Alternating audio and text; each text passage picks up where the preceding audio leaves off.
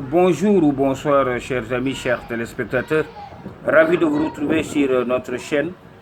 Aujourd'hui, nous allons parler de la géopolitique, surtout sur l'espace ouest-africain. Comme nous l'avons constaté ces dernières années, il y a en tout cas une sorte de rébellion. Beaucoup de pays africains veulent s'émanciper de la domination française et de l'Occident d'une manière générale, d'où la naissance de l'AES. Le Mali, le Burkina et le Niger, en tout cas, ont tout fait pour unir leurs forces et essayer de bouter, en tout cas, la France ou bien l'emprise française sur leur territoire. Et on va parler surtout aujourd'hui du Sahel et parler aussi de la dernière bataille qui a opposé les troupes maliennes aux rebelles Touaregs soutenus par l'Occident, mais aussi appuyés par l'Algérie. C'est pas étonnant parce que cette zone-là, c'est une zone qui est vaste et qui est stratégique sur le plan économique parce que c'est une zone qui regorge beaucoup de ressources, beaucoup de gaz, beaucoup de pétrole et de l'uranium et beaucoup de métaux rares. Donc, et aussi avec beaucoup d'eau. Mais c'est une zone sahélienne, très chaud, difficile d'accès. Et aussi, c'est une zone quand même où la population autochtone, ce sont des Touaregs qui sont majoritaires dans cette zone. C'est un peu loin aussi de la capitale malienne. Donc, aujourd'hui, les Occidentaux, avec l'influence russe en Afrique de l'Ouest, les Occidentaux cherchent aussi à faire la partition du Sahel. C'est-à-dire que regrouper tout ce qui est Touareg, situant de la frontière du Niger à la frontière du Mali et de la frontière du Burkina Faso, essayer de créer un nouveau État. Et quand on crée un nouveau État, ça veut dire que les Occidentaux pourront avoir une coopération ou bien venir exploiter ces ressources à bas coût.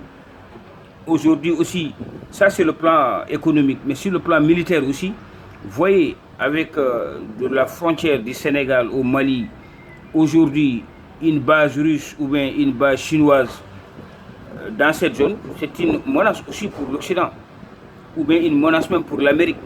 Parce qu'aujourd'hui, il y a des missiles de longue portée qui peuvent atteindre facilement les Américains, ou bien qui peuvent atteindre facilement aussi les Européens. Mais tout ça, c'est parce que la France, aujourd'hui, l'influence de la France commence à diminuer. La puissance, ou bien la voix de la France commence à s'éteindre. Donc forcément, la France ne va pas quitter l'Afrique de sitôt. D'où cette bataille. Mais je dois dire que cette bataille aussi, il y a une chose moi que je reproche aux autorités maliennes.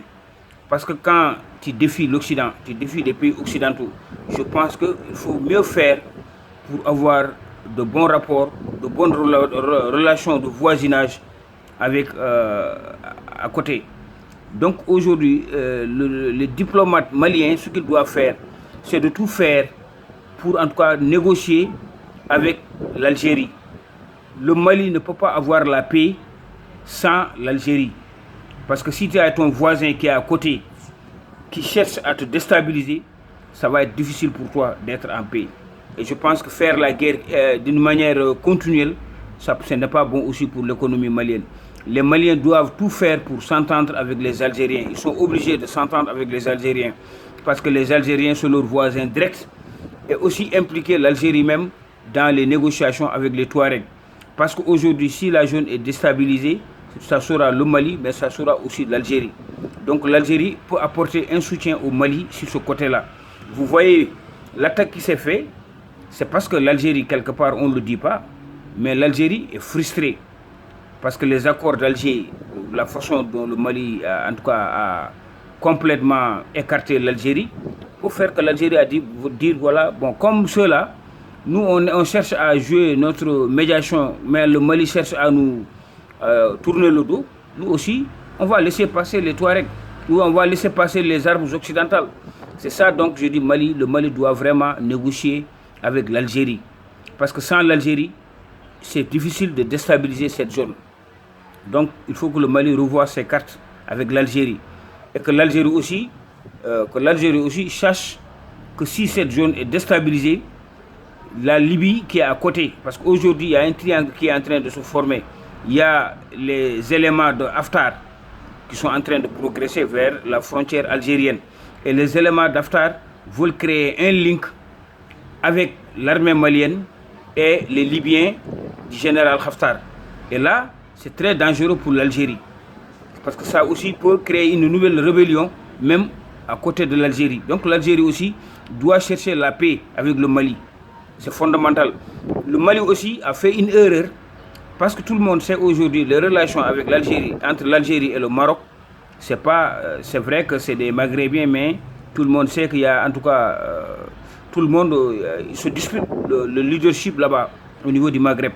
Donc les amis marocains, quand tu es ami du Maroc par rapport à l'Algérie, l'Algérie ne voit pas ça d'un beau œil. Donc, les Maliens ne devaient pas aussi coûte que coûte organiser une rencontre pour dire qu'on va déplacer maintenant, si on n'arrive plus à faire passer nos marchandises par le Sénégal ou bien la Côte d'Ivoire ou autre, on va passer par le Maroc. Le Maroc est disposé à nous donner un port pour évacuer nos marchandises. Comment le Maroc pourra aider? C'est impossible. C'est impossible parce qu'aujourd'hui, si tu quittes le Maroc pour atteindre le Mali, tu es obligé de passer soit par l'Algérie ou bien soit passer par la Mauritanie.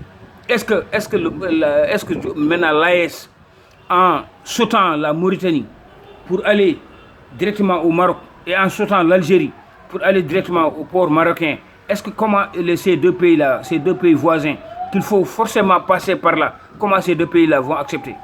Donc je pense qu'il y a des fautes quand même que les Maliens doivent rectifier, même si vraiment on est d'accord pour qu'aujourd'hui l'Afrique commence en tout cas à changer de politique avec les Occidentaux. Parce qu'aujourd'hui le monde est ouvert, il y a la Chine, il y a la Russie, il y a l'Iran, c'est des puissances militaires, il y a aussi des puissances aussi économiques. Je pense que l'Afrique peut diversifier aujourd'hui avec les rivalités entre les puissances. L'Afrique peut tirer son épingle de jeu. Maintenant, c'est avec intelligence, c'est pas par la force. Il faut y aller doucement et d'une manière méticuleuse. Donc voilà, c'est ce que je voulais vraiment voir un peu le problème de la bataille des Touaregs avec l'armée malienne qui est passée récemment. Malheureusement, il y a eu beaucoup de pertes humaines du côté malien parce que c'était une embuscade. Mais je pense que c'était les Occidentaux. Parce que si les Touaregs ont eu des renseignements, ont eu aussi un matériel très sophistiqué, c'est parce qu'il y a vraiment le soutien des Américains, il y a le soutien des Français, il y a le soutien des Ukrainiens qui ont d'ailleurs commencé à se déployer en Afrique pour en tout cas tout ce qui est allié de la Russie. Ils cherchent eux aussi à venir aussi ramener leur guerre sur le territoire africain. Voilà en fait le problème malien. Je pense que le Mali, l'AES est bien parti, mais il faut qu'il fasse doucement et continuer avec intelligence, surtout avec l'Algérie.